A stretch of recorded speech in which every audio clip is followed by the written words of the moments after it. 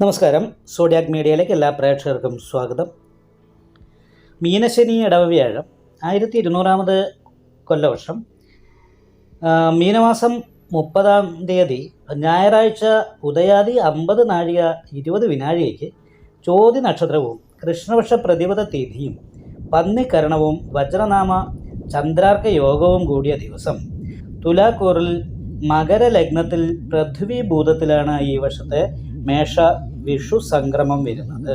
പൂര നക്ഷത്രക്കാരുടെ ഈ വർഷത്തെ വിഷുഫലം എന്താണ് എന്ന് പരിശോധിച്ച് നോക്കാം. പൂര നക്ഷത്രക്കാരെ സംബന്ധിച്ച് അത്ര അനുകൂലമായിരിക്കുന്നൊരു ഗുണം അല്ല കാണുന്നത്. കാരണം എന്താ വെച്ചിട്ടുണ്ടെങ്കിൽ ചെലവ് കണ്ടമാനം വർദ്ധിക്കാനുള്ളൊരു സാധ്യതയുണ്ട്. വരുമാനത്തേക്കാൾ കൂടുതൽ ചെലവ് വർദ്ധിക്കുന്നത് കാരണം കൊണ്ട് സാമ്പത്തികമായിരിക്കുന്ന ബാധ്യതകൾ ഈ വർഷത്തിൽ ഉണ്ടാകാനുള്ള സാധ്യത കൂടുതലായിട്ടുള്ളത് കാരണം കൊണ്ട് ചെലവ് ചെയ്യുന്ന കാര്യത്തിൽ വളരെ ശ്രദ്ധിക്കേണ്ട ഒരു വർഷമാണ്.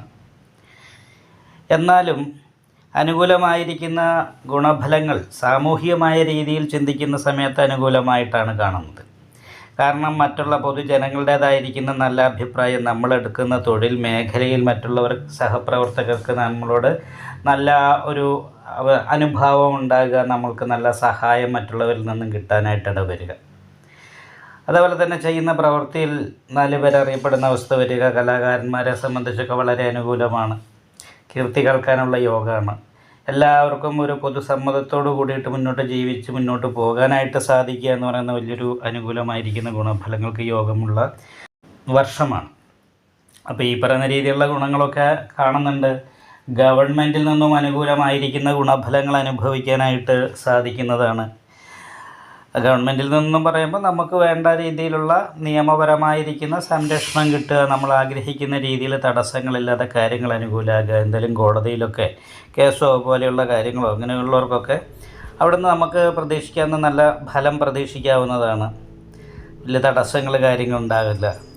അതേപോലെ തന്നെ കലാകാരന്മാർക്ക് ചെയ്യുന്ന തൊഴിൽ മേഖലയിൽ കീർത്തി കേൾക്കാനായിട്ടും പേര് കേൾക്കാനായിട്ടും പ്രശസ്തി കിട്ടാനായിട്ടും യോഗം ഉണ്ടാകുക. അപ്പോൾ ഇങ്ങനെയുള്ള അനുകൂലമായിരിക്കുന്ന നല്ല ഗുണങ്ങളൊക്കെ ഉണ്ടെങ്കിലും അനാവശ്യമായിട്ട് ചിലവ് വർദ്ധിക്കാനുള്ളൊരു സാധ്യത കൂടുതലായിട്ടുണ്ട്.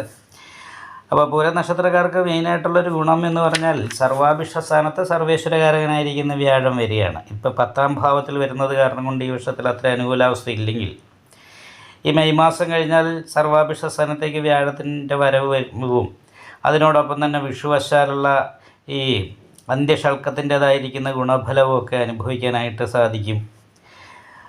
എന്നാൽ ചെലവ് ചെയ്യുന്ന കാര്യത്തിലും അതുപോലെ ബാധ്യതകൾ ഉണ്ടാക്കാതിരിക്കേണ്ട കാര്യത്തിലും ശ്രദ്ധിക്കേണ്ടതും കൂടിയാണ്.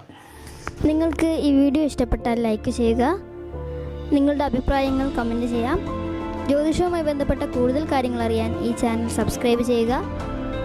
ഞങ്ങളുടെ ഓൺലൈൻ കൺസൾട്ടൻസി നമ്പർ താഴെ ഡിസ്ക്രിപ്ഷൻ ബോക്സിൽ കൊടുത്തിട്ടുണ്ട്. ആവശ്യമുള്ളവർക്ക് കോൺടാക്റ്റ് ചെയ്യാവുന്നതാണ്.